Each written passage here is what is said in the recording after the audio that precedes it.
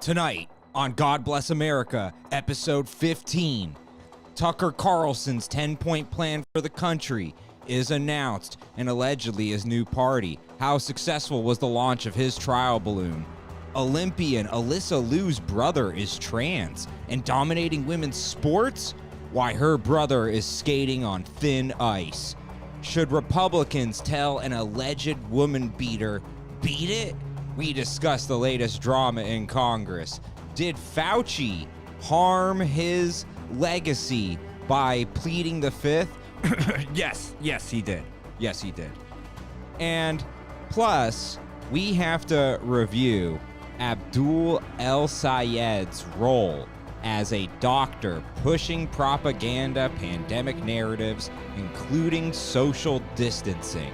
Ooh, we're going to get into the history of this gentleman and what he was pushing on CNN, and how this woman aptly described the danger of what's coming if he gets elected. And finally, we have our series on Iranian proxies, and it begins today with the prequel to Hezbollah, the PLO, and Fatah. Is there a link between communism and terrorism? We will answer that tonight on God Bless America, episode 15. And I am your humble host, Eric Abbenante, here in Dallas, August 6th, 2026, Tuesday. Oh, it is so good to see you all again for God Bless America. And I have so much news that will make you feel blessed to be an American. And I also have a lot of news that will make you go, God bless America. But that's the magic of living here, right? So again, 15 episodes in. Thank you all so much. I am your humble host, Eric Abbenante. And we, like I said, are beginning our series today on Iranian proxies. It is going to be exciting. And I will explain the rationale behind that later on. But we have no time to waste because it is a jam-packed episode, and we need to get to our feature story. We have started off with the Democrats because their civil war at the moment is more acute. They are going through a tumultuous time period right now. But the Republicans, I've been waiting for a major development to talk to you about their civil war, which is just as impactful. It's just not happening right now as actively, but there is some rumblings in a Republican volcano in the form of Tucker Carlson. And, there's been a lot of rumors, and we even covered it last night on the prior episode. We covered the rumor that would he be announcing a 2028 run? Will he start a third party? Will that third party be called the America First Party? There was all these things that was circling around him, swirling around him, and then finally we actually got the answer. So he released a 10-point plan for America, and if you of what America should be, essentially. And essentially this was a trial balloon, trying to dip his toe into the water of 2028 without actually committing to anything officially. And so did his balloon rise and pass through the stages of the atmosphere, and is it going to circle the earth now? Or did it pop and it's dead on arrival? Well, let's discuss it. But first, let me give you a glimpse into what I'm talking about. Here is the moment that sums up what I'm talking about the best. And so we thought it'd be useful just to set down the goals of whatever comes next. And it'll find all kinds of expressions. And hopefully it's better than what we have, but we know it'll be different from what we have because what we have literally doesn't work. It can't protect itself from the greatest threats in human history. So here are the 10 things that when all is said and done, America should be, and probably has been in the past, but certainly should be. And if you get these right, if you could buy in on these, and it shouldn't be hard because almost everybody agrees with these, then you can actually have hope that the system will be more responsive. It certainly won't be suicidal, that the country itself will be vibrant and alive and not dying. It won't be living off its cultural inheritance, which we still are, and it's getting a little lean. When the best things in your society, from the founding documents to the architecture, are all things made before your grandparents were born, it's a problem. So he was discussing 10 points that are essential, just one word each, that could describe what he thinks the direction of the country should go in. And the 10 points are, and I wrote them down: fair, sovereign, productive, beautiful, healthy, honest, optimistic, wise, decent, united. Now, I must admit, this was a little disappointing. On the prior episode, I had talked about the most disappointing route Tucker Carlson could have gone in was floating the idea of a third party rather than taking control of a vulnerable Republican or Democrat party. Obviously, in this case, be the Republican. But even you look at the Democrat Socialists of America, I criticize them endlessly here.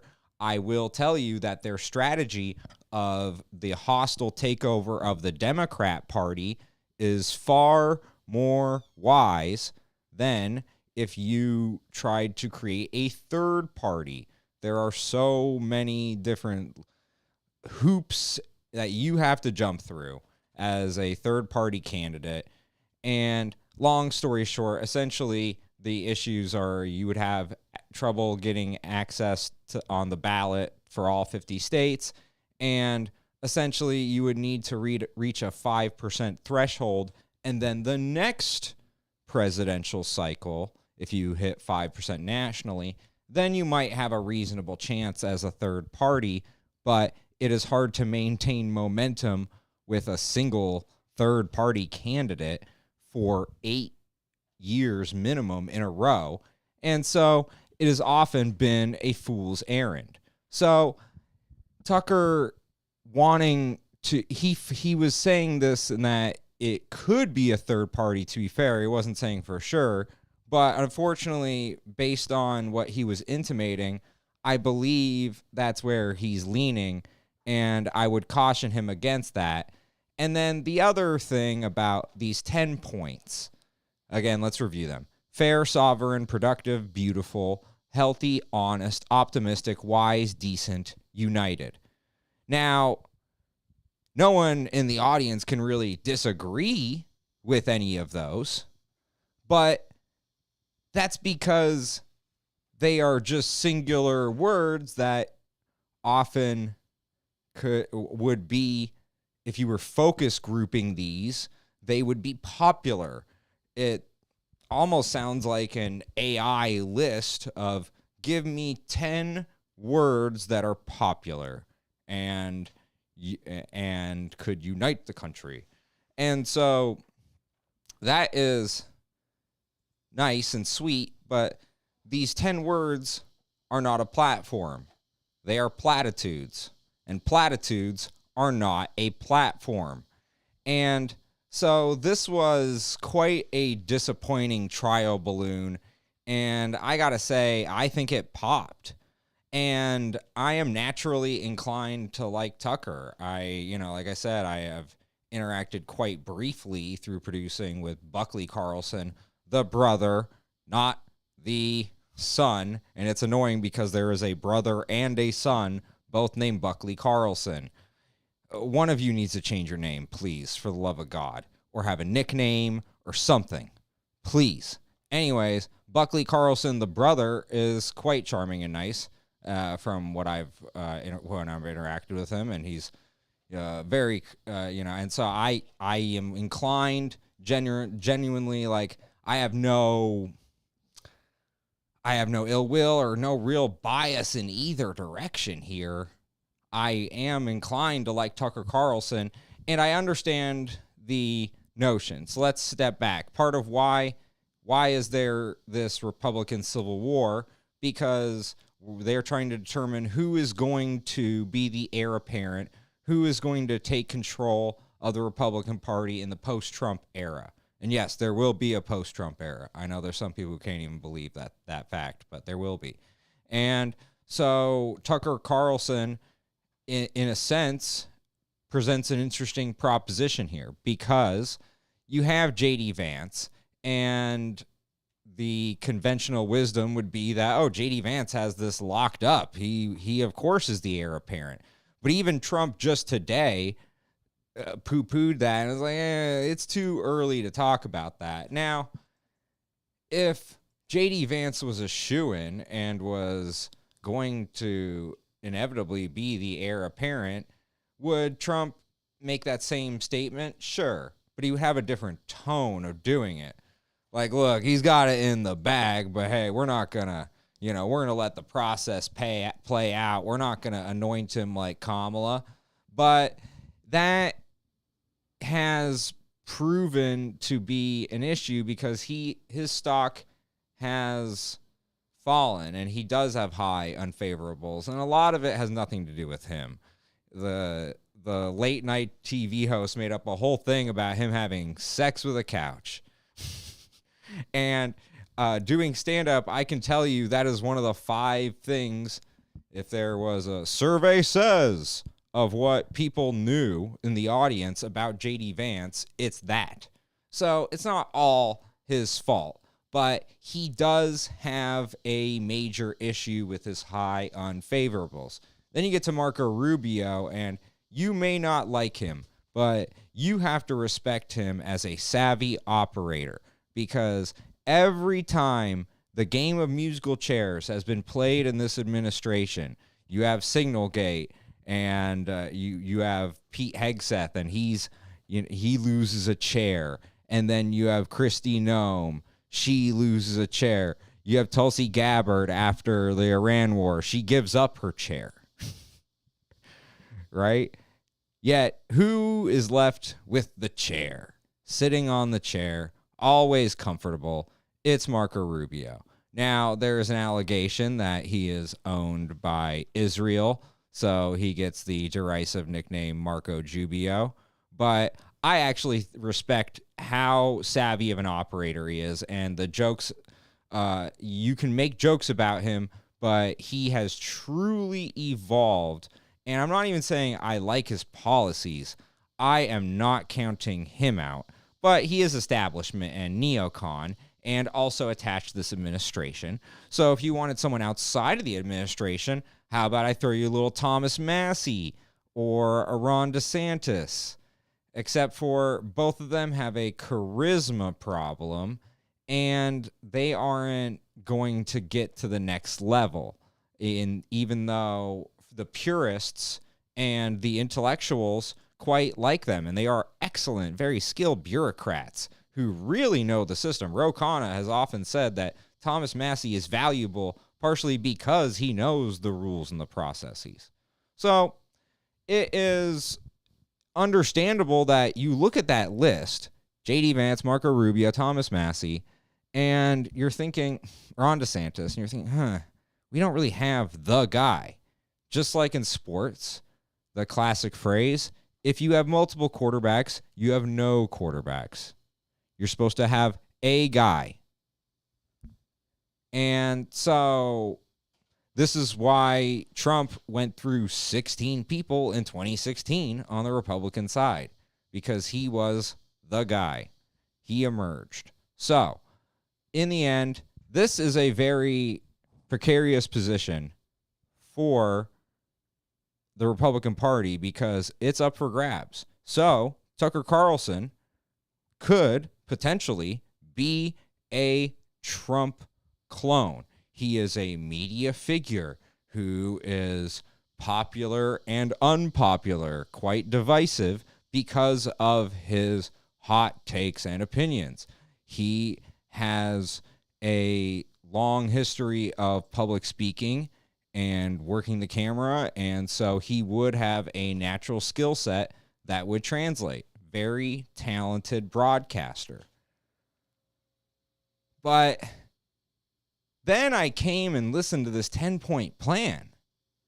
And if I'm being fair, and this hurts me, this does hurt me, but if I'm being fair, when I heard this 10-point plan and the word salad that followed through, I mean, an example of how vacuous some of this was. The united one, number 10. The way he would unite the country is by ending mass immigration. It's already being done. Ending the benefits for undocumented migrants who are here, and then making English the official language. Now look, red, white, and blue American me, I like that. But that's not going to unite America. That's what they're protesting for, and some people are dying over with, in the North, in the Midwest, with Minnesota and Wisconsin. There's all these different riots with ICE. And so, yeah, that's really going to unite the country. I love it, but these 10 platitudes that felt, again, like a focus group, they not only did they not add much, it felt like a bimbo word salad. And it got me thinking, oh God, is Tucker Carlson our Kamala Harris? I mean, again, this did sound like Kamala Harris when she was describing her economic plans in the 2024 campaign. How are you going to make the economy better? Well, it's got to be better. Well, how are you going to do that? I'm going to stop price gouging, and I'm just going to make everything more affordable, and I'm going to make housing more affordable. How are you going to make housing more affordable? Well, it needs to be more affordable. That was the circular logic that I kind of heard here. Oh, we need to be beautiful and healthy and honest and optimistic. Yeah, but how? What I really did respect about Trump is, do you know what he said out the gate? We're going to tax Chinese at 25%. And he used an MFer in there. Okay? Now that was an opening entree. That was pretty interesting. And that wasn't a platitude. It was an actual concrete portion of a platform, a pillar, and then another pillar, enough pillars in this platform that he could build a wall with the platform. So I found this to lack foundation. It was just a bunch of platitudes, and it sounded so much like Kamala. The only thing it was missing was how we as Republicans have been unburdened by what has been of the Trump administration. Now, I'm certainly not saying that Tucker is a has-been, very talented broadcaster, but I don't believe that he should be transitioning into politics. I find him so much more valuable commenting from the outside on the inside, rather than being on the inside within the power. Now, again, it's his life. He does what he wants to do. And he may have a much better understanding of all the data points than I do, him being involved. But the other thing we need to discuss is it was rumored that it would be considered the America First Party, which is clearly not him being a trendsetter with this topic, but being a trend hopper. I don't think this was his original issue. In fact, there's footage of him, again, as a very talented broadcaster, making some errors when he was at Fox, saying some things about Muslims, during the Iraq War, he probably would take back. And actually, I believe he has said that he would take it back. So I think he would be better off served staying in the punditry class rather than going into the political class. And it's just a friendly word of advice, and I really like him and the people in his circle. I don't think this was a good start. I would certainly go back to the drawing board if you're quite convicted about this, because this was not it. But again, what this is indicative of is the nomination is certainly up for grabs. And this is something that really can be discussed. And we got a comment from my lovely wife. Oh, you're so perfect, baby. Thank you so much. Let's see if I can pull it up and show you. Let's see if I can figure this out, guys. Bam, there it is. Hi. Right there. Very good. I'll get a whole actual system to show the comments down the road. But that was Tucker Carlson. That was our feature story today, and I feel like we absolutely nailed it. But we have so much to get to. It is actually daunting because normally the summer is the slower time, but between the Iran war and these tumultuous turns within the two parties, it is just non-stop. Now, let's do a little palate cleanser, because that one was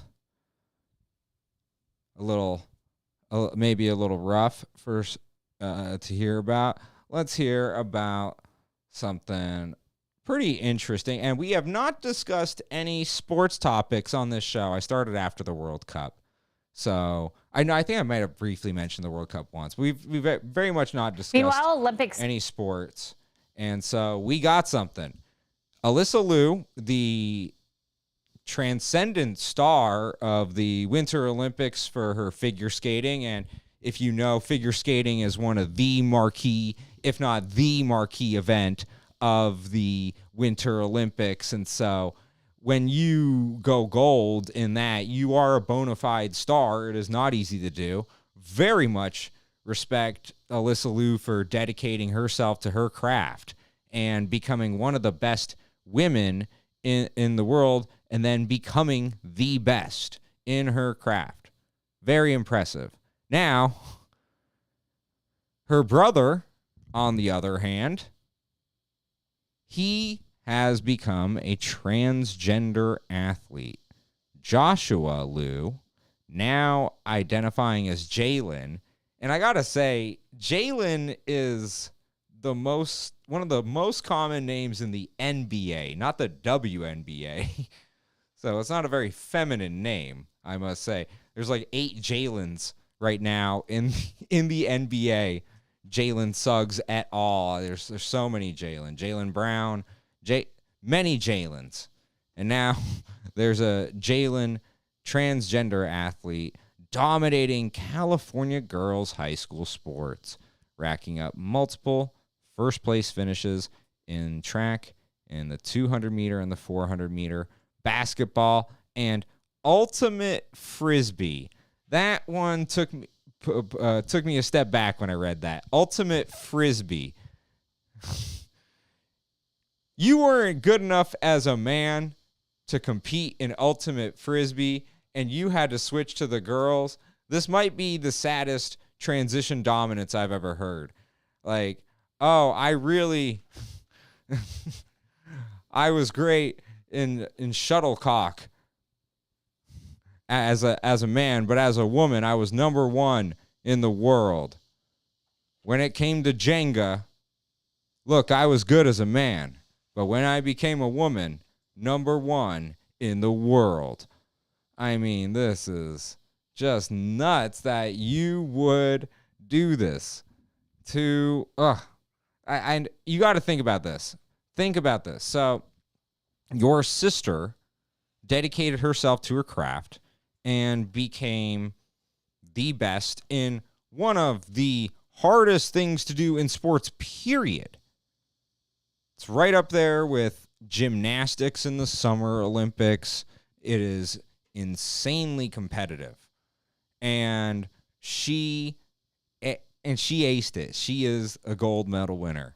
Meanwhile, her brother has to become a woman to also dominate as a female athlete. Now, this is clearly he is in the shadow of his sister, and he wanted to change his whole body like a shadow and change up what he's doing. I get it, I guess. The insecurity of it. I would just get good at things, something, anything. Even if you're a great manager of a Kinko's or something, it's better than being the best transgender athlete in ultimate frisbee. It is the ultimate shame. Now, she is a gold medal champion. All he is winning the gold medal of hypocrisy, as he takes away the opportunities of a young woman or a girl like Alyssa Liu was when she was growing up. Imagine if other brothers became women and then took away her opportunities in figure skating. So it's just disgusting. Let's watch the clip really quick from former press secretary Kayleigh McEnany. Meanwhile, Olympic skating gold medalist Alyssa Liu's biological male sibling, Jalen, is dominating California girls track, leading the league. The Independent Council of Women's Sports reacted to the striking juxtaposition, saying this: the Liu family represents two opposing forces, the pinnacle of excellence in female sports, and at the same time, a profound threat to the integrity of those sports. Alyssa's achievements are the results of years of dedication and hard work beginning in childhood. By contrast, her brother's recent personal ambitions threaten to undermine the same developmental pathways that so many girls depend on to blaze their own trails to greatness. Man, California track. You also have A.B. Hernandez there, another biological male. The poor young women there. Meanwhile, Olympics. Just a shame. Just a shame that he would do that, especially considering what his sister is doing currently. So just a shame. So, okay. Next one, and this is a quick hitter because we have covered this pretty well, but this is fascinating. This is one of the first moments of honesty in the media commentary, the punditry class, regarding Anthony Fauci pleading the fifth. I've seen a lot of spin. I haven't seen a lot of people genuinely diagnose what happened like we have here on the non-cable news. But I would like to play this because this is Chuck Todd. And again, through producing, I have interacted with him. I remember when I first posted an episode of my host, something I produced, and Chuck Todd was on it. I lost followers, and everyone was attacking me for even just working with Chuck Todd. And I said, look, you may not like him, but there are times when he is calling balls and strikes. And look, there's a lot of other times. You can certainly pull up the clips of him being completely duplicitous. But I will say he has a new independent show, and he's doing essentially what I'm doing right now. And so I feel like you are judged by the audience instead of being part of the system, and you have to genuinely be more honest. So I welcome him to this end of the pool. Good on you. So Chuck Todd, let's hear it. I'll be honest with you. I thought Anthony Fauci made a huge mistake in pleading the fifth. I think you hand a talking point. I think the average person hears that and thinks, oh, maybe he does have something to hide. Maybe he is fearful of something. And And, you know, knowing how the current world of Washington works, I understand why a lawyer gave Tony Fauci the advice to say, take the fifth. Gigantic mistake. And it's a terrible end to his legacy. And I'm sorry it happened. I get it. I understand the risk averseness that lawyers can do sometimes. But I think it was a PR mistake. And I really think it harmed the perception of public health, Brianna. I really do. Yeah, it's been a really interesting and important thing to watch this. Yeah. I don't want to call it a debate because it's become more than that between Anthony Fauci and Rand Paul. It's not a debate. I wish it were. I know, right? If it were an actual debate with substance and they spoke to each other instead of talking past each other, maybe we would get somewhere. Because there's a lot to learn here. Why isn't there a debate on this? Oh, is it because your elitist class of media shut down everyone trying to talk about this? Yeah. But again, we're trying to extend olive branches here and not attack, so excuse me for a moment. But yes, clearly Anthony Fauci, he did harm his legacy with pleading the fifth.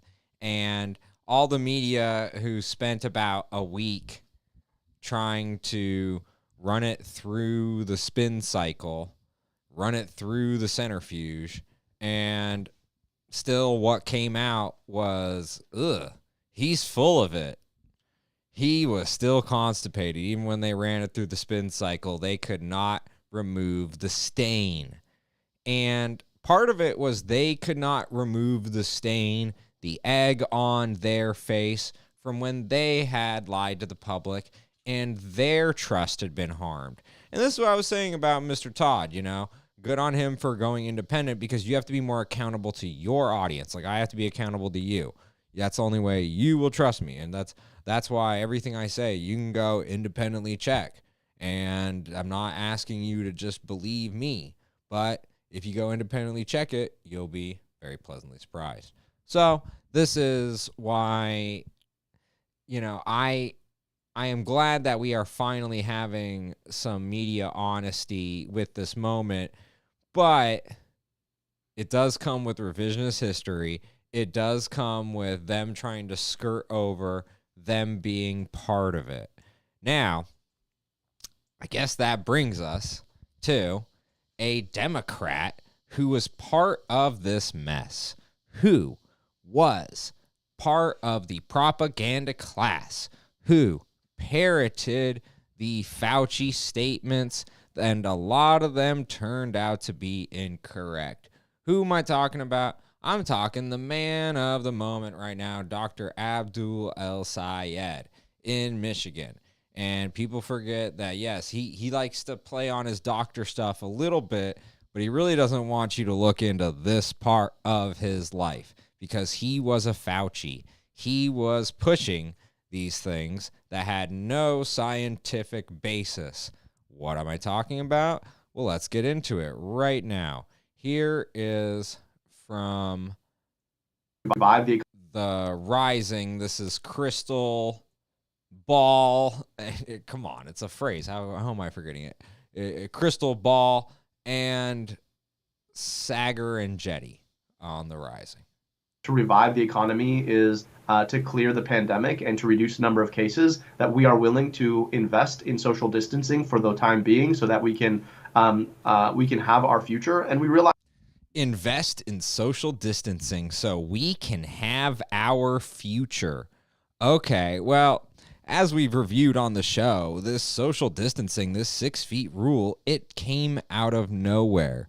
It just appeared like alchemy, except it was fool's gold because these people lied to you. And think about that 6 feet rule, how much it really impacted you at every single store you went to.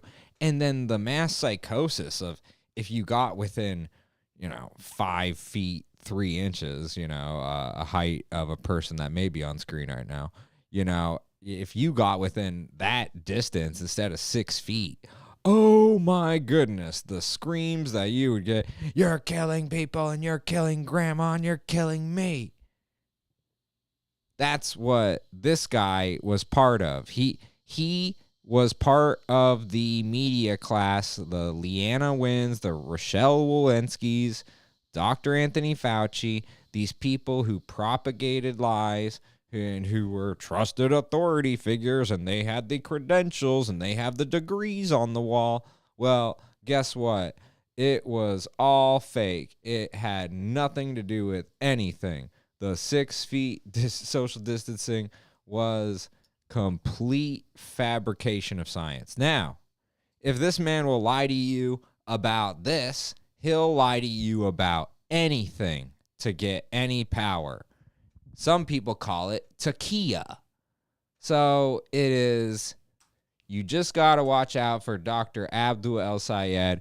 And I think Carolyn Sunshine put it very well today, or last night. With El Sayed, it's about not just can he win, but it's about, are his ideas good for the country? And this is where Republicans need to come out swinging. And I have not seen that level of offense. This guy wants to defund the police. Really? You're for working families? Low-income areas are where most crimes occur. So you might as well just rebrand that policy, mass murder for low-income women on their way to work, because that's exactly what that is. He wants to do free public tuition, free college education. Really? For degrees that are worthless in a 21st century economy? Most people's anxiety right now about economics comes from the fact that they have degrees that they paid for that are worthless. So we're just going to, what, give those worthless degrees away for free? Don't tell my son that. I just paid all this money for him. But that's where our anxiety is coming from. And those are not say that, solutions. and I know that that is the argument against El Sayed, but it doesn't feel resonant in an economic environment that's really about what the groceries are costing. Right. Could I jump in? Like, it's a basic thing, like the groceries, the gas, like that's what people really care about. Well, the Republicans fall into this trap all the time, and they're running everything to its like most ridiculous extreme. They're like, Abdul El Sayed is a terrorist, he's a communist. Then what, you know what they're not doing? They're not articulating any vision to deal with the economy right now. Now, for Democrats to say this is just rich. They told you for so long that during the Biden administration, there is no inflation. It's transitory. And if anything, it was caused by the pandemic and blah, blah, blah. Excuses. And part of it was they were not drilling oil. They were drilling less oil to the tune of millions of barrels a day, times it by 365. It's a billion barrels of oil that they were not actually, like, that's the difference. So this is a frustrating situation where they're complaining about gas and groceries. There has not been a Democrat plan for affordability for over a decade. It's just been Trump, complaining about Trump. That's it. I want to hear crap about Democrats about gas and groceries. At one point, during the second term even, the only things you could say about Donald Trump's administration was he was preventing mass immigration to continue to come in, and gas was cheap. There were many things to complain about, but you had those two things. Then he gets into the Iran war, and he's only got one of those left. So I understand that there is a lot to complain about with Donald Trump. There is absolutely no denying that. But it is hard to hear it from Democrat politicians and the Democrat punditry class who were also lying to you about the inflation during the Biden years, having that run through the centrifuge so that they could make it a little shinier and a little polish that turd. So it is just ridiculous. And again, he is someone who would lie about social distancing. And here we go. Here's another one.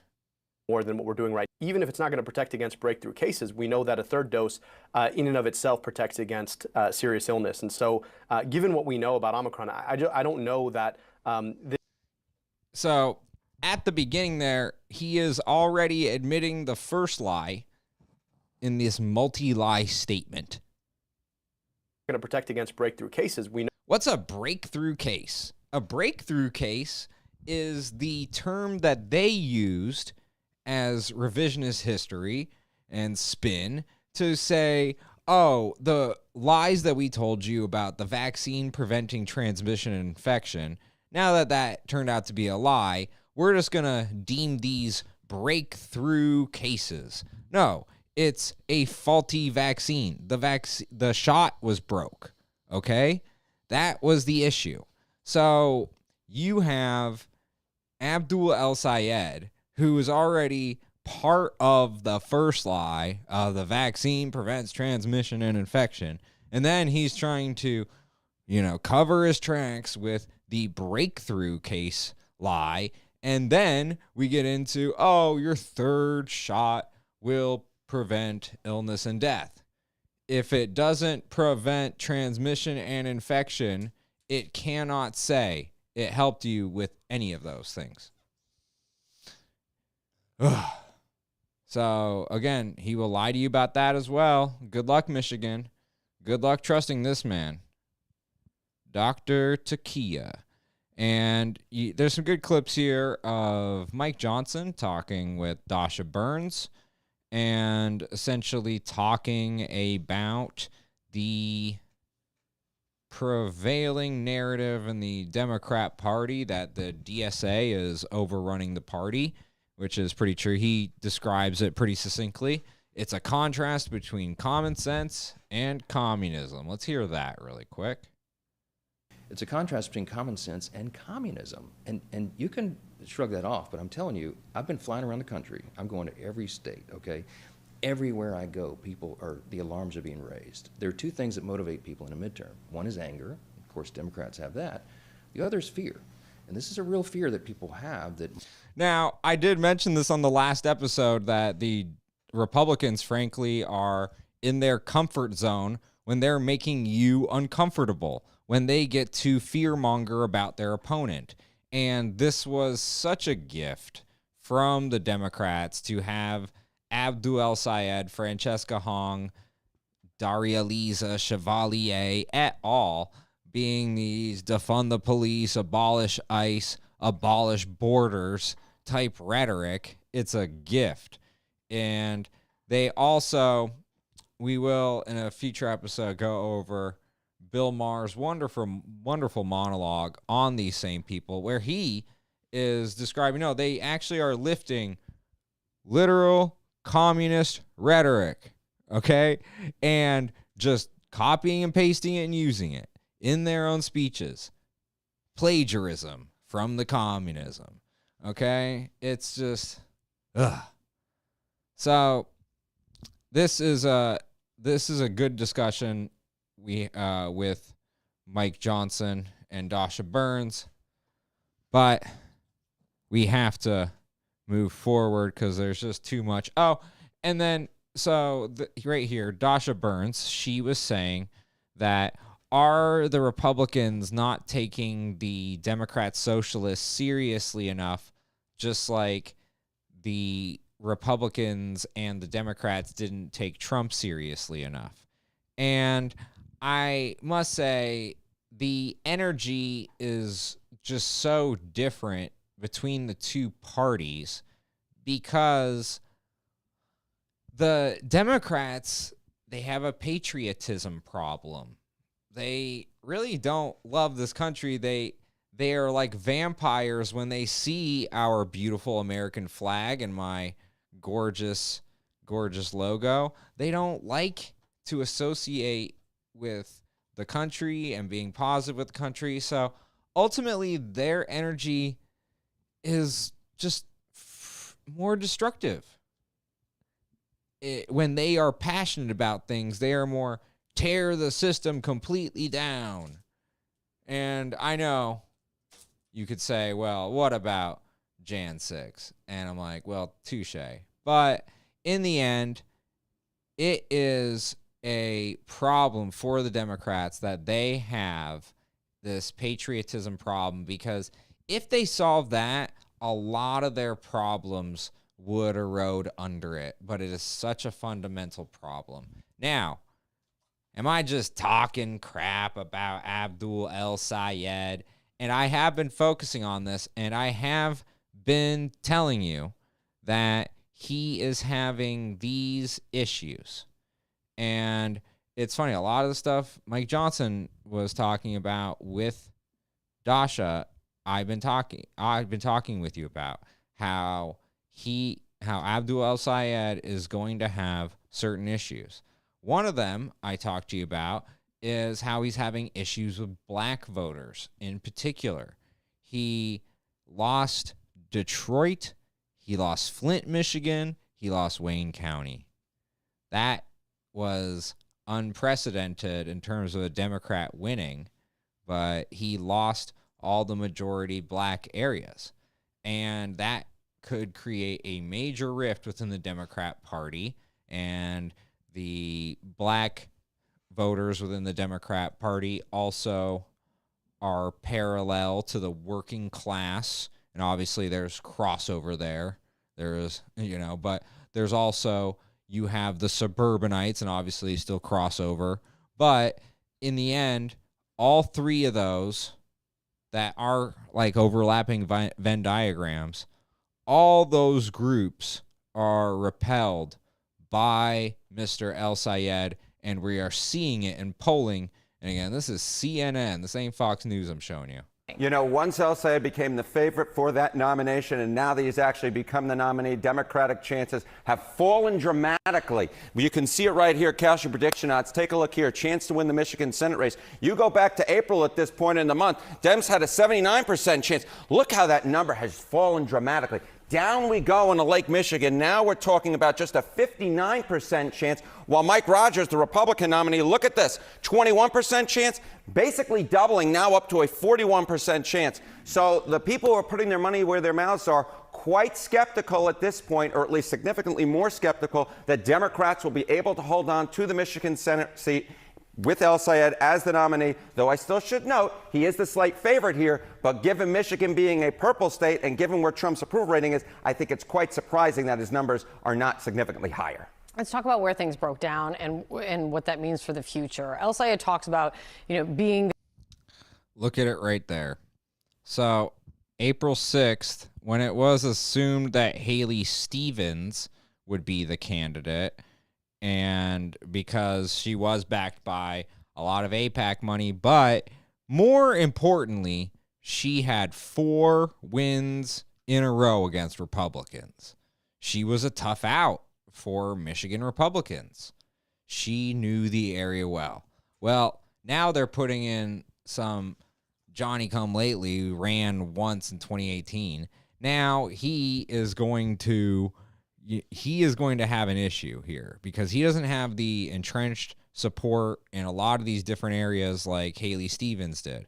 Now, she didn't win the primary because he drove out a lot of new voters, and credit to him about that, but they're all the under 30s in the college towns.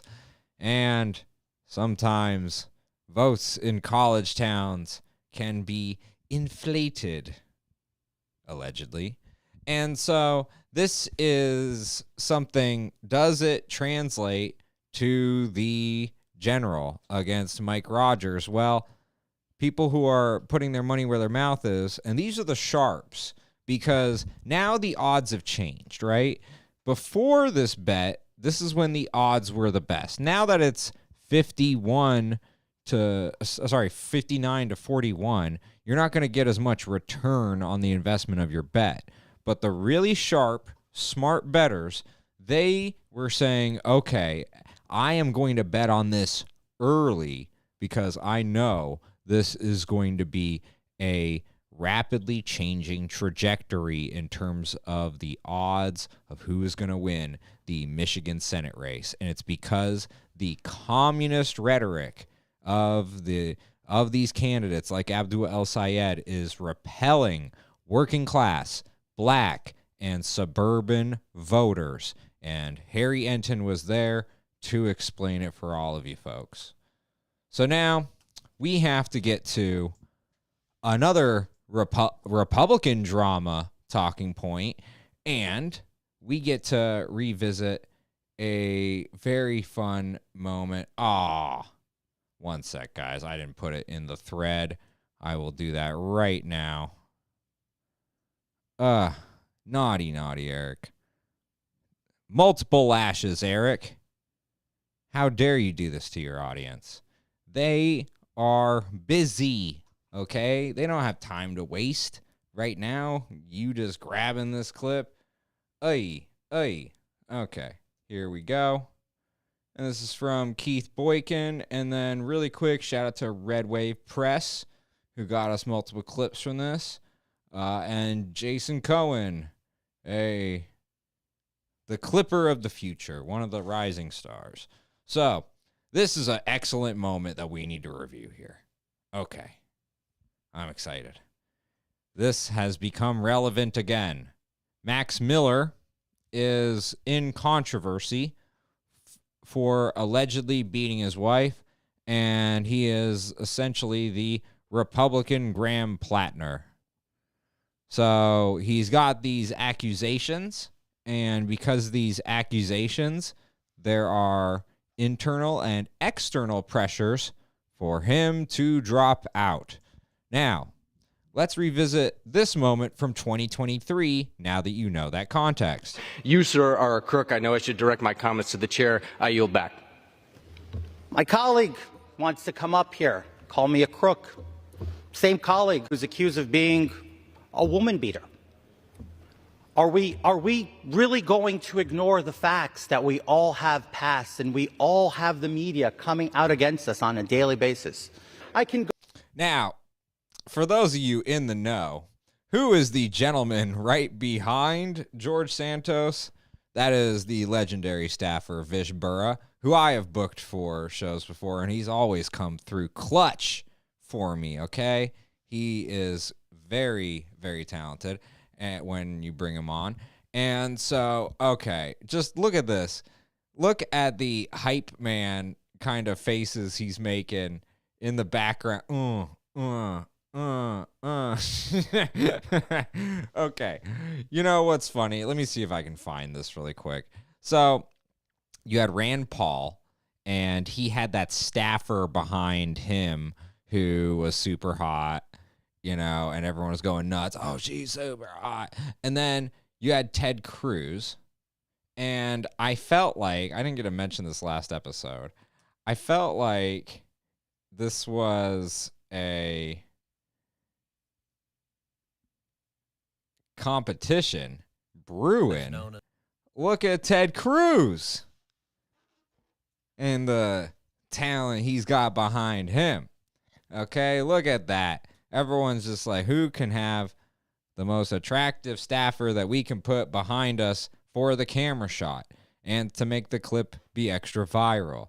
Now, is there anyone better than this, though? You know, get yourself a Vish Burra for your clips, peeps. Okay, that's how you go super legendary. But yeah, I mean, George Santos, I know that actually Max Miller is going through a lot of what George Santos was going through. He was plagued by scandal, and again, that scandal was causing him, right or wrong, to have external and internal pressures to make him drop out. Now, I miss George Santos, okay, for the pure entertainment factor, and to be completely transparent, he does follow me. So, a good man, clearly. Great taste. But I gotta say, he was so entertaining. Obviously, there is, you know, defending his ethics violations and all the scandals, etc. We're not going to get into that, but wasn't he great? Wasn't he entertaining? Oh, man. We need more of that. So, okay. We have come to the hour mark, and we are just beginning. What? Just beginning? How could that be? Well, actually, we have our first big series that we have to go through, and we have so many great clips that I have procured for you, and we are going to go through the history of the Iranian proxies, and it is going to be exciting. But first, We do this every episode. It's your favorite segment.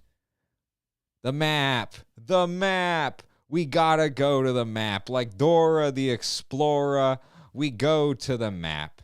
And we go back today to Oman and Yemen and Iran. If you don't remember last episode, Oman and Yemen, they are next to each other, similar size, but they are quite different. One is nice, one is not so nice. One will make you say, yeah, man. One will make you say, oh, man. And then one will make you say, I ran from, yeah, man. Oh, man. Now, Iran and Oman are in bilateral discussions to control the Strait of Hormuz. Now, we discussed this. We've been previewing this earlier than most. Okay, we were talking about the very first time that it was being discussed multiple episodes ago. We discussed it last time, but now we have more details. I had talked about a little bit last time how there was going to be discussions on who was going to control incoming and outcoming in the Strait. Well, now we have answers to that. Iran would be controlling the incoming. Oman would be controlling the outcoming. So if you can kind of see, that's Iran's portion. And then whoop, after they get, fueled up, then they come back, wha-bam, and they're out of there. So that's Oman's side. So they are in bilateral discussions, and, why wouldn't Iran be in bilateral discussions with Oman? Oman is known as the Switzerland of the Gulf. They are neutral arbiters. They are just the best people to negotiate because they have no biases, right? Wrong. That's spin. Okay? We're not getting put in the centrifuge today. Okay? So, let's look at the reality here. Oman, at one point, there was a proxy war between Saudi Arabia and Iran involving the country of Oman. And the Iranian Ayatollahs essentially were victorious in this proxy war. And they made, Oman was then forever beholden to the Iranian Ayatollahs, which is why the Omanis were the neutral arbiters, supposedly, for 1979. And then they were the neutral arbiters for the JCPOA and Obama. And now they're the supposed neutral arbiters of this Hormuz deal. But they always side with Iran. How are they neutral arbiters? How are they the Switzerland of the Gulf? This is just spin. Oman is a shell company of Iran. It's a vassal state. It is just there to do the bidding of Iran, but so that Iran doesn't have the liability and people don't think they have the culpability of what they're doing. This is ridiculous that we are just allowing Iran and Oman to discuss this bilaterally without us. Now, there are disputes in the media of how much Steve Witkoff et al. Are talking to the Omanis and the Iranians, but the Iranians are duplicitous. Who would have known that? And they are tough to negotiate with, huh? Who would have known that? And so every time there is long talks with the Iranians will come out and say, we didn't talk about anything. We were just talking about sports and the weather. We didn't talk about nuclear. Why would we talk about that? No, they forgot to mention it. And of course they're being duplicitous, but why? Because they are trying to run out the clock. Much like the great Dean Smith four corners offense of the North Carolina basketball days. They are just trying to run out the clock. And shockingly, we're letting them. We're actually taking them at face value. with some of these things. You need to call out the BS on this. This is where, frankly, it is hard to defend Trump here. He's getting worked. This is Iran's art of the deal. And we have talked so many different times about the Octopus strategy. Iran is the head of the Octopus. The proxies are the legs. Do you go after the head? And that's kind of the new Israeli-American strategy, since clearly is going after the head of Iran instead of going after the legs, the proxies.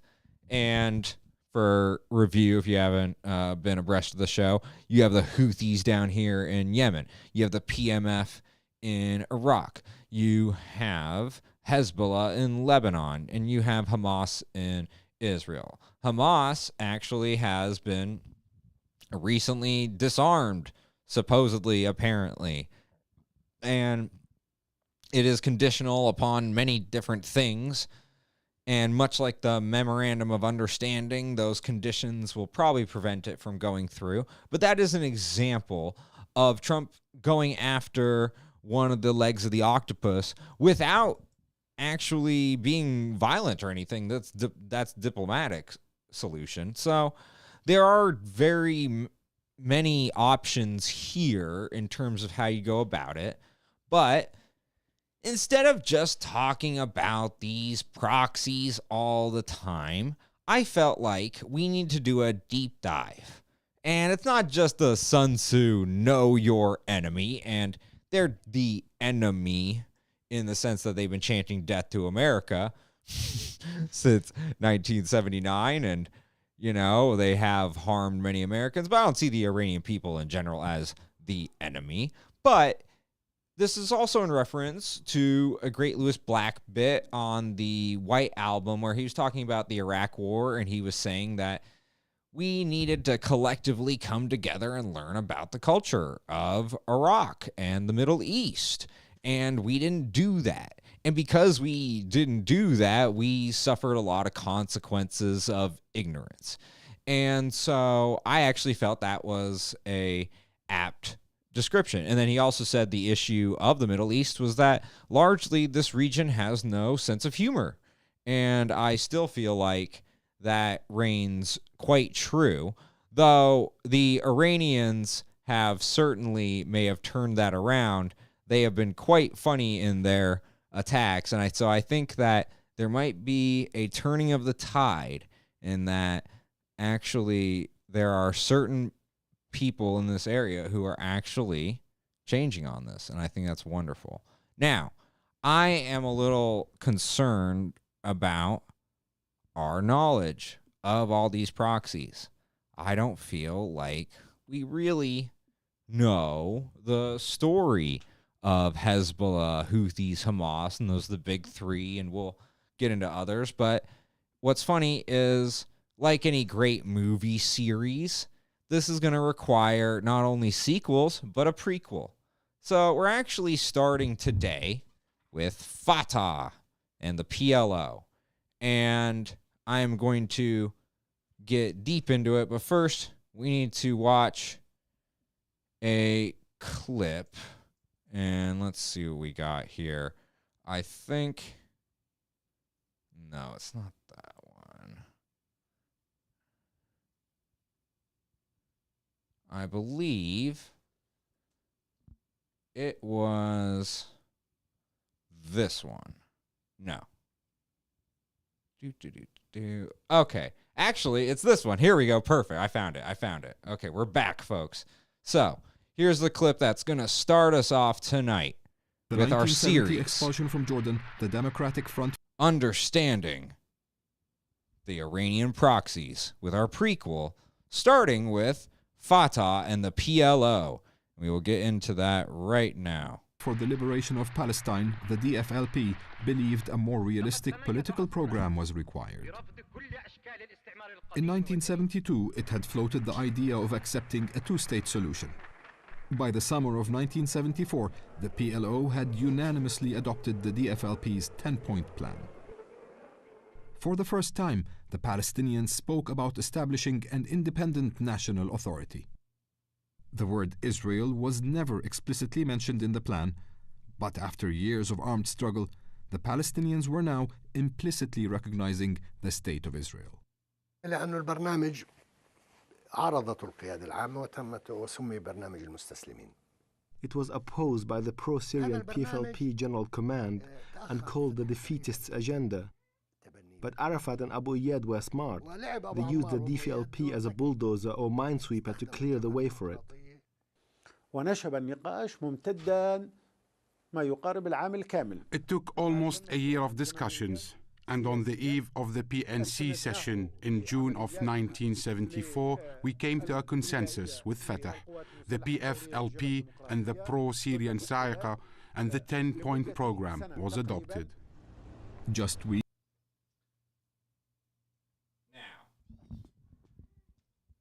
I kind of wanted to show you that part of, see how this terrorist group has a 10-point plan? Interesting. Who has a 10-point plan recently? I would, if I was Tucker, I would have chose a different number, because 10-point plans unfortunately have a negative association with them. You know who else had a 10-point plan?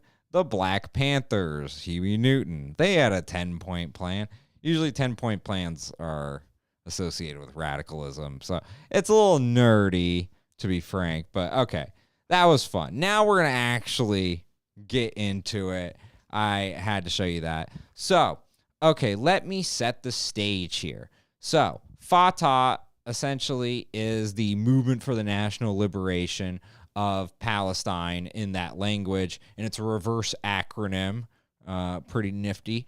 So, Yasser Arafat started Fatah in 1959. Okay, and then there was the PLO, which was 1964. Now, the Palestinian Liberation Organization, not exactly Palestinian, started in Egypt, in Cairo, by an Egyptian. And so, essentially, it was, in fact, more of an Egyptian proxy for Gamal Abdul Nasser, the leader at the time. So it wasn't an independent Palestinian body. It was a state within a state. And we will be returning back to that phrase. Trust me. Now, Egypt used to puppeteer and channel and claim leadership over the Palestinian cause, essentially. While Yasser Arafat and Fatah are doing small-scale raids on the Israeli border at this time, essentially. Then, everything changed with the 1967 Six-Day War. Now, depending on who tells the story, they will begin this story differently. If you are anti-Israel, you will say that Israel started the war and they attacked first. Then, if you are pro-Israeli, you will say that the Israelis preemptively struck as the armies began to mass. And once you're massing an army on a border, it's considered to be a threat after a certain scale, essentially. And so I could see both arguments, but it sounds like sour grapes from the anti-Israel side, frankly. Should have been better at mobilizing the army after you amassed it, and don't put them all next to each other. So basically what happened was the Israelis caught them flat-footed, particularly with their air support. So they attacked all the planes and all the air support, the anti-aircraft guns, etc., wiped it all out. So that's why it was a 6-day war. It was pretty freaking quick. Then this essentially was the biggest embarrassment in the Arab world at the time. Let's go back to the map, actually, for this one. So, because Israel won in the 6-day war, sorry, I didn't have it up for you. So, because Israel won in the 6-day war, at the time, they controlled this entire chunk called the Sinai Peninsula, and they got that away from Egypt. And then you have the Golan Heights that they took from Syria. And then you have the West Bank that they took from Jordan. Now, there's a lot of crying about this, but that's what happens when you win a war in 6 days. And in the end, it really was essentially started by in the end, the aggressors all lost their land. And that's how it goes when you start a war and someone else finishes it. Now, this is such an embarrassing defeat for the Arab world. Like I said, losing the Sinai for the Egyptians, losing the West Bank for the Jordanians, losing the Golan Heights for the Syrians. This is absolutely painful. So everyone in the Arab world is devastated, except Yasser Arafat. Yasser Arafat saw himself an opportunity. He went into the West Bank immediately after the 1967 war and began recruiting members for Fatah. And this is around 1968. He is, 1967, 1968, he is doing this. And then a moment arises. In 1968, Yasser Arafat had a last stand essentially with Fatah because Israel had driven out Fatah from the West Bank pretty easily, and they weren't able to do much Fatah. But they got driven out into Jordan, and it looked like this was going to be the last stand for Fatah in the 1967, after the 1967 war. And then what happens is they fight back decently. I don't even know if you would describe it as a moral victory. They didn't win. They didn't come close to winning. They didn't lose as bad as was anticipated. They were able to knock out some Israelis. And yes, they were, they essentially, for them, the best way to describe it was they viewed and depicted the Israelis as invincible. And this was the day that they were proved not invincible. Like Boris, I am not invincible. So that was the Battle of Karameh, and it was, again, a moral victory. This was not Appalachian State defeating Michigan. This was them getting excited. We only lost by 35 to Michigan. It was a great showing for us. So this was Fatah and Yasser Arafat riding the wave of the moral victory. And after that, in 1968, Fatah and the PLO merged. And you have to think, the PLO, after the 1967 Six-Day War, you have Nasser, and he literally was saying that he wants to resign. He was feeling so terrible. And then the people lifted him up, essentially, and said, no, keep leading. But if you understand, well, the PLO at that point, essentially a proxy group for the Egyptians, it's not going to be very successful at that point after the 6-Day War. They are going to be looking elsewhere for terrorist services. So now you have the PLO merging with Fatah, and then Yasser Arafat taking over the PLO in 1969. Now, they are in Jordan because they have been kicked out of the West Bank, right? But in Jordan, they have managed to set up what? A state within a state. Just like Fatah was doing. They are setting up a state within a state where they are able to subvert the sovereignty of the Jordanians. And this was enforced by their militia forces, the Fedayeen, and not to be confused with the Medayeen. And so I think it's just, now we're here in the situation where let's go back to the map. Yeah, this is right where Cairo, bam, that's where PLO started. They are on the outskirts of Israel doing attacks. Then after the 6-Day War, they're in the West Bank. They get kicked out. They're in Jordan. They have their last stand. They're able to survive. And now they are here, and they're trying to set up a state within a state.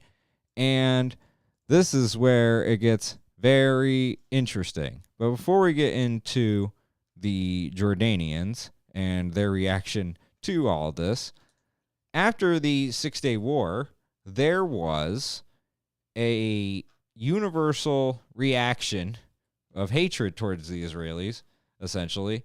For after they lost, and it's painful. And so the Arab world got together and said, we have a negotiation strategy called the Khartoum Resolution. And what was the Khartoum Resolution? It was 3 no's. 3 no's. Let's hear the 3 no's. Number 1967, Arab leaders met in Khartoum to define a clearer and more uncompromising stance to Israel. They issued what became known as the 3 no's. No peace with Israel, no negotiations with Israel, and no recognition of Israel. No peace with Israel, no recognition of Israel, no negotiation with Israel. And implicit in that is, if Israel is the little Satan and America is the great Satan, then obviously you can't work with America either. That would be like working with Israel. So, Khartoum Resolution is a very interesting point in the Arab world, and this is never talked about. All the anti-Israel people never bring this up because this does counter a lot of their narrative. The Khartoum Resolution was the standard for why there hasn't really been a 2-state solution, because over and over Yasser Arafat was non-negotiable. And if you look at the Iran situation, that sure seems to be like a common negotiation tactic between these portions of the Arab world. Again, it's not all the Arab world like Saudi Arabia and the UAE and Qatar, but Iran and its proxies and its proxy forces sure seem to have a very similar negotiation strategy. Fascinating. So, the Khartoum Resolution is a major focal point and a turning point as to why it has been so hard for Israel to negotiate with any of the Arab proxy forces of Iran. They seem to negotiate this way. Now, other countries eventually be pulled away from the Khartoum Resolution, and more on that later. But now we're back to Jordan. We're back in 1971. And so the PLO has created a state within a state. And what's crazy is they invaded. I don't think that really gets described enough. They invaded. So let's get a little glimpse of what that invasion was like. Base for most of the Palestinian factions, where the Fidayeen's growing assertiveness caused most problems. They had set up a state within a state in Jordan, and the actions they planned and carried out soon began to rock the region. Armed gunmen roamed the streets of the capital Amman and Jordan's other main cities like Irbid and Zarqa. Palestinian guerrillas no longer restricted themselves to bases in the more inaccessible parts of the country. Complaints about Palestinian excesses quickly mounted. Between 1967 and 1971, there were more than 30,000 cases of lawlessness, from the throwing of hand grenades to premeditated murder. There were even attacks against His Majesty the King. All of this was tolerated with tremendous patience by His Majesty, because I think he felt a certain responsibility for the events of 1967. To his dying days, he felt it, especially the loss of Jerusalem. King Hussein may have felt for the loss of Jerusalem and the West Bank in 1967, but his patience with the Palestinians was beginning to wear thin. Oh, very interesting. So, Jordan really considered the original Palestinian state, yet their patience was running thin with the Palestinians who were trying to create a state within a state. And honestly, it was a Marxist situation. They tried to take public property, citing Marxist principles, using gang violence. After, again, they attempted many assassinations on the King Hussein of Jordan, and then the hijacking of planes on Jordanian soil. King Hussein eventually had to strike back. But this was, you have to understand that to Jordan, this was potentially quite destabilizing, and for a time it was destabilizing. It did change their country forever, but they at least had the wherewithal to kick them out and to stop the invasions. But as you heard, it took a while because of the guilt and the hangover from losing the 1967 Six-Day War. They felt so terrible about losing the West Bank to the Israelis, and so that allowed some of the Palestinian excesses to happen in Jordan. Property was considered up for grabs. هذه الطفرة اليسارية والطفولة اليسارية ظهرت. This leftist zeal, I call it their late childhood, manifested itself in the celebration of Lenin's birthday and delivering Marxist speeches from pulpits of mosques. It was an excuse for theft. Expensive cars would be stolen, and the excuse was that they belonged to the bourgeois classes. It was leftist immaturity. They were acts of provocation. The Democratic Front for the Liberation of Palestine used to paint slogans such as, "All power to the resistance." What does this mean? It means that the Democratic Front was working towards the overthrow of the Jordanian regime. I mean, that is just a fascinating glimpse. And we had talked yesterday about the link between the Muslim Brotherhood and the DSA. And I had talked about how there was a natural affinity between communism and terrorism. And you're seeing it right there. And I love that dude, so based, talking about, this leftist immaturity. I call it late childhood. It was just great stuff. Now, this is a major issue for Jordan, is that you have a bunch of violent welfare babies who are Marxist and Leninist coming in and citing this Marxist doctrine so that they can steal private property. It sure sounds like eat the rich at AOC and Abdul el-Sayed.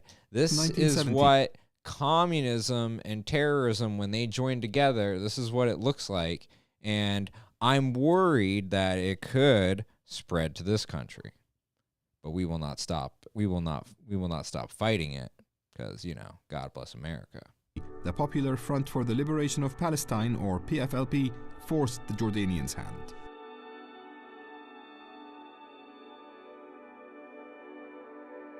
It hijacked airliners belonging to Swissair and TWA and forced them to land at a disused runway in the Jordanian desert known as Dawson's Field. A third hijacking of an Israeli aircraft was thwarted mid-air, with one hijacker killed and the other captured. The plane landed in London, and the hijacker, Layla Khalid, was taken into custody. Then, a PFLP member in Bahrain hijacked a British airliner and forced it to fly to Dawson's Field to join the other two hijacked planes. This spectacular act of air piracy was masterminded by a senior PFLP leader called Wadi' Haddad. The PFLP was born from the remnants of the Arab nationalist movement and headed by George Habash. It adopted a revolutionary Marxist doctrine. And there you go.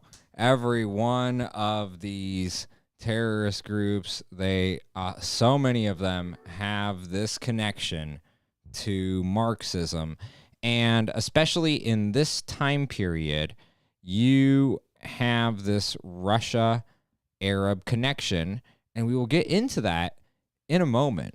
But you have to think about the situation King Hussein is in. He feels so guilty for the 6-Day War. He brings in all these Palestinians, and they're wreaking havoc on his country. And so he is forced to fight back with the Jordanian army.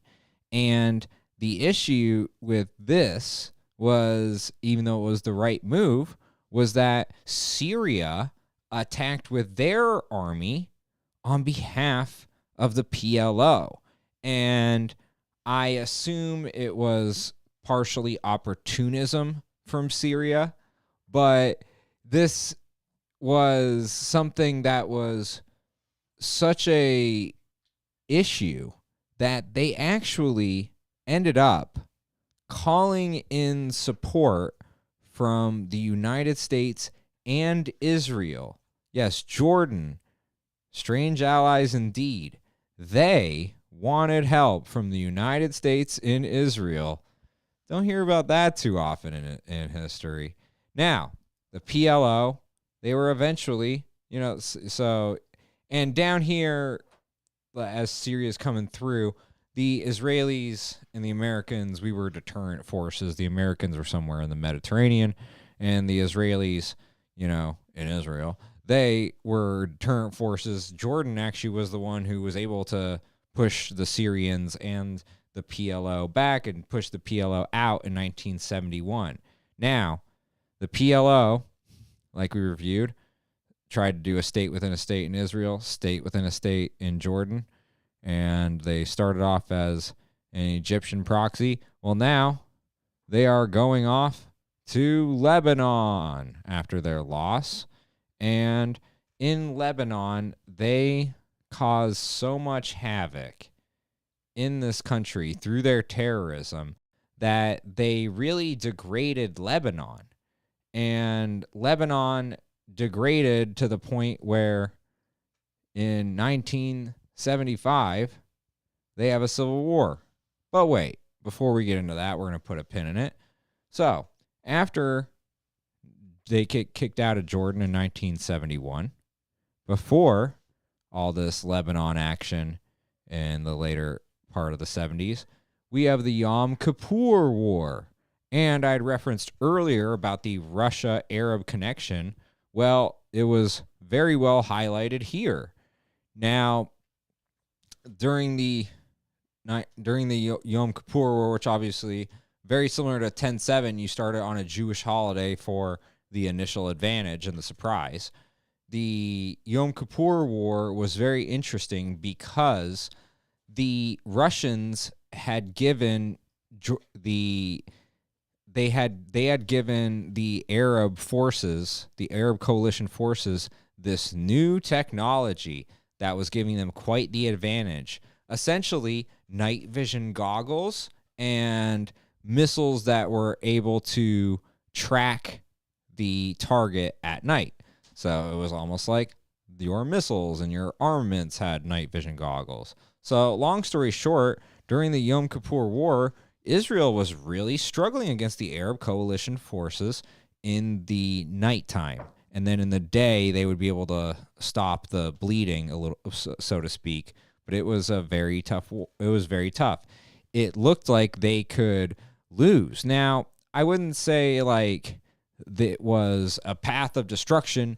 That actually is a little overblown. They weren't that in deep, but they did need to call the Americans to really calm their nerves, bring over some armaments, some supplies, some support physically with actual manpower. And so this was a very interesting time period when the Russians were actually able to, they were actually able to give them an advantage for a little while, but eventually the Israelis claw back, especially with the American support. They claw back, and they're able to draw it to a stalemate, but they give the Sinai Peninsula back to Egypt.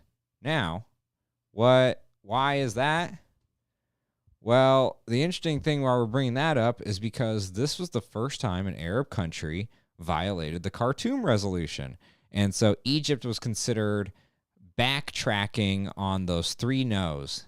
Do not negotiate with Israel, do not recognize Israel, no peace with Israel.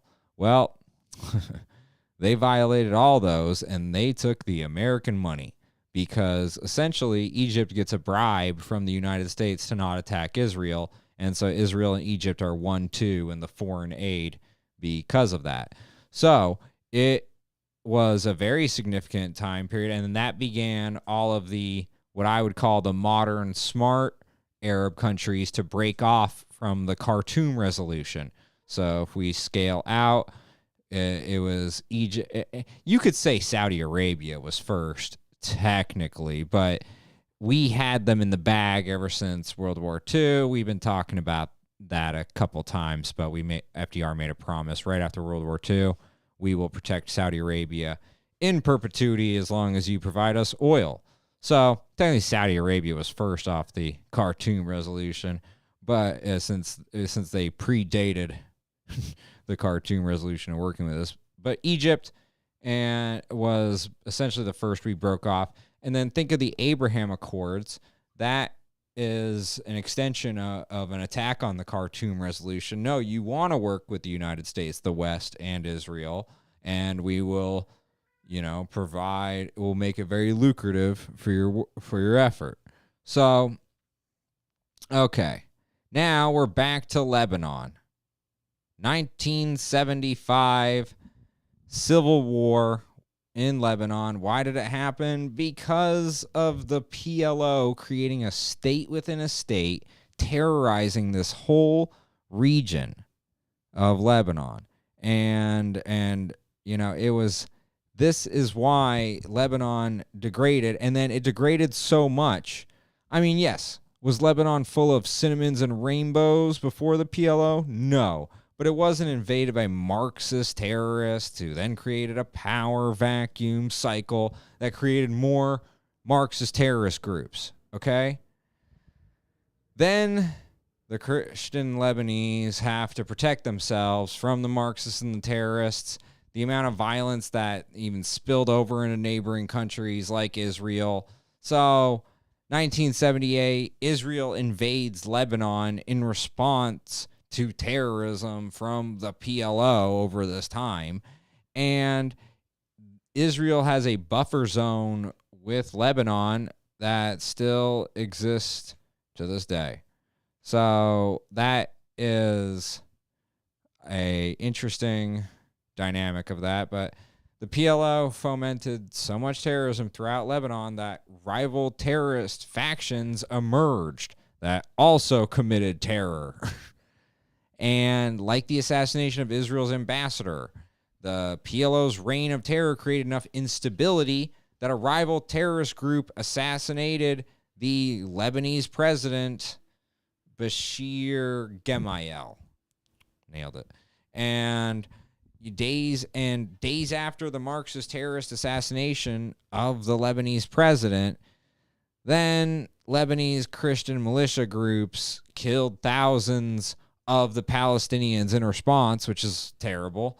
And the Israelis essentially stood by and let this happen and said, nothing to see here, folks. So that's also terrible. But in response to years and years of terrorism destabilizing an entire country, the PLO is easily the bad guy here, and so is Yasser Arafat. Anyways, eventually they leave Tripoli and they go to Tunis. Bam, right there. Not bad. Bang, bang. There you go. And so that was the story of the PLO. But there was a power vacuum, right? You got to think about that. There's a power vacuum. And the Iranians, they were stroking their chin. They had an idea. See how the PLO created a state within a state in Lebanon and Jordan? Why don't we do that? Why don't we have proxies who commit violence for us to distance ourselves from the culpability and the liability. Why don't we do that? And in that power vacuum, after the PLO left Lebanon, that is how Hezbollah was born. And that brings us to part 2 of the Iranian proxies. We'll have to get to it tomorrow. I mean, that was the prequel, the PLO and Fatah. Amazing. This was the best episode yet of God Bless America. I am so proud of this one, and I'm beaming with joy. The set looks amazing. Everything is new and improved. And after 15 episodes, I thank you all so much for being with me throughout this whole process, watching me grow. You have certainly seen a big improvement, and I am so happy with that. Shows every day at 8 p.m. and sometimes 6 a.m. in the mornings. Sometimes we get some bonus episodes. So, this has been God Bless America, Eric Abbenante, and I just got to say to all of you, God bless America, and good night.